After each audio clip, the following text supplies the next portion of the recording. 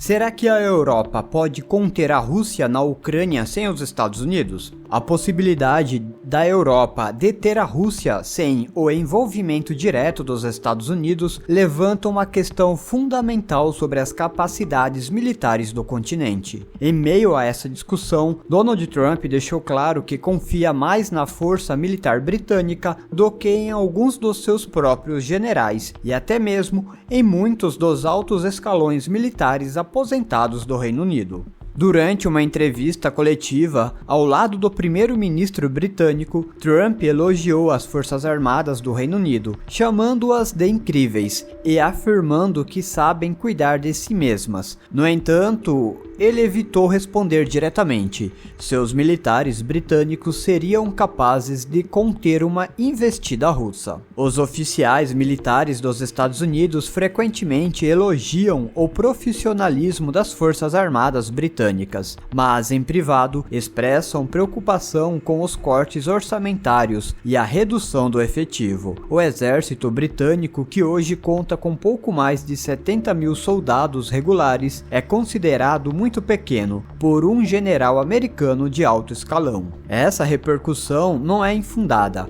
Segundo o Instituto Internacional de Estudos Estratégicos, os gastos militares da Rússia superam os de toda a Europa combinada em termos de paridade de poder de compra. Desde o início da guerra, os gastos russos aumentaram 41%, alcançando 6,7% do PIB, enquanto o Reino Unido projeta investir apenas 2,5% até 2027. Os comentários de Trump deixam claro que ele não pretende enviar tropas americanas para patrulhar um eventual cessar-fogo na Ucrânia. Seu foco parece estar mais na elaboração econômica do país, especialmente no setor de mineração. Apesar disso, sua própria administração reconhece que apenas a pressão econômica não será suficiente para dissuadir novas ações russas. Para isso, será necessária a presença militar de outros aliados ocidentais. Mas a grande questão permanece: será que a Europa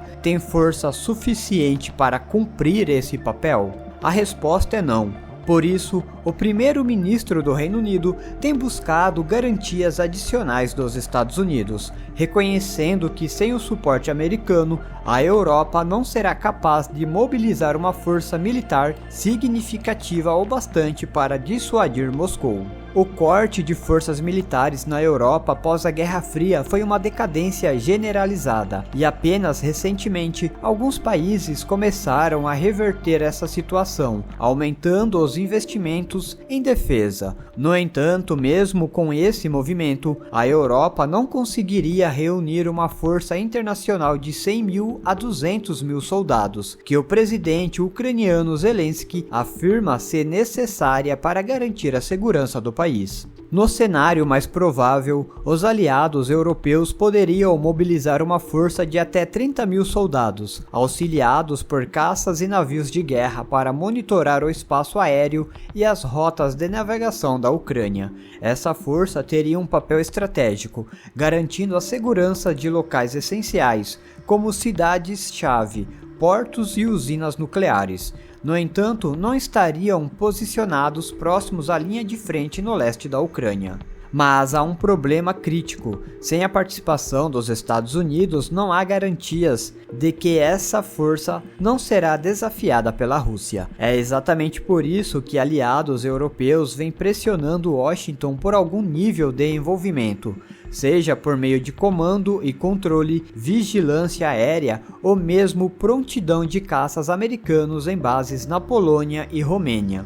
Além da questão numérica, a Europa enfrenta outra limitação fundamental: a falta de infraestrutura para operações militares de larga escala sem o suporte dos Estados Unidos. A logística de fornecimento de armas à Ucrânia, por exemplo, tem dependido fortemente da estrutura americana. Durante a campanha de bombardeio da OTAN na Líbia em 2011, os aliados europeus precisaram do suporte dos Estados Unidos para reabastecimento aéreo e inteligência estratégica. Embora a Europa tenha ultrapassado os Estados Unidos em volumes de armas fornecidas à Ucrânia, os americanos continuam sendo os principais responsáveis por equipamentos mais avançados, como mísseis de longo alcance e sistemas de defesa aérea. O primeiro-ministro do Reino Unido tentou obter garantias diretas dos Estados Unidos sobre apoio militar, mas até agora não teve sucesso. O secretário de Saúde do Reino Unido sugeriu que a reafirmação de Trump ao artigo 5º da OTAN, que determina que um ataque a um aliado é um ataque a todos, poderia ser insuficiente. No entanto, o secretário de Defesa dos Estados Unidos foi claro ao afirmar que qualquer força internacional enviada à Ucrânia não será coberta pelo Tratado da OTAN.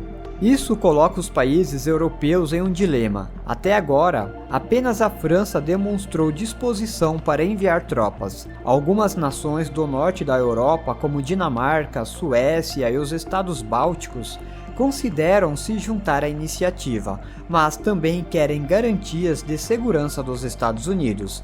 Já Espanha, Itália e Alemanha se opõem à ideia. O primeiro-ministro britânico espera que ainda haja margem para negociação com Washington, mas no fim das contas, a pergunta feita por Trump permanece: será que o Reino Unido sozinho conseguiria enfrentar o exército russo? Mesmo com as perdas sofridas pela Rússia na guerra, a resposta continua sendo não.